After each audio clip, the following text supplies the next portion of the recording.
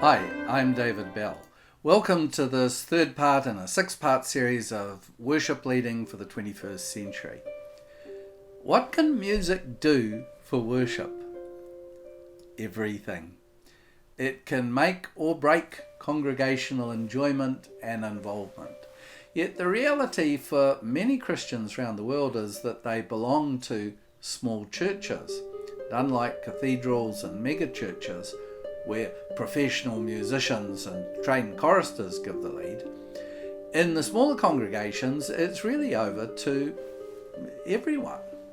So the music, which is obviously the most audible and visible expression of the congregation at worship, is a showcase for your group.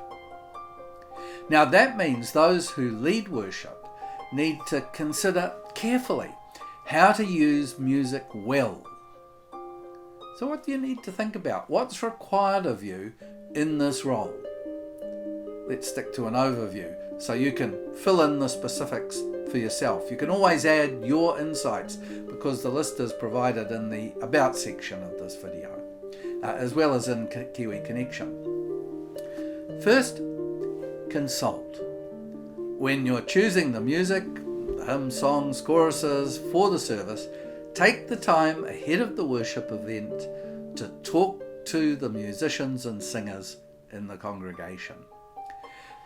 They've insights to share with you.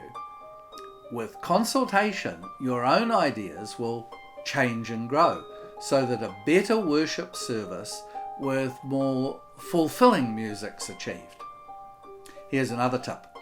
Including some congregational singing before the service begins helps build a sense of occasion. It's also a great idea to choose some recorded music to enhance the atmosphere of worship, especially if there are only a few players. There's every musical genre in YouTube Creative Commons, which you can use with acknowledgement. Now here's a more difficult idea, especially if you're not a good singer or don't consider yourself musical. Leap out of your comfort zone and introduce the congregation to a new song. If you can't sing in tune, get some help from those who can. Have one or two stand with you and do it as a team. You'll be glad you rose to the challenge. Of course, many worship leaders are already very, very good singers and some play instruments, so take that a step further and lead a choir or instrumental group for a special occasion. Perform an item on your own if you've got the skill and feel confident. Well, if you've got the skill, I guess the confidence is probably already there. All of this can be summed up in one simple fact of life. It's your task to discover and encourage the musical abilities of both individuals and groups in the congregation and community. You have the privilege of making it happen.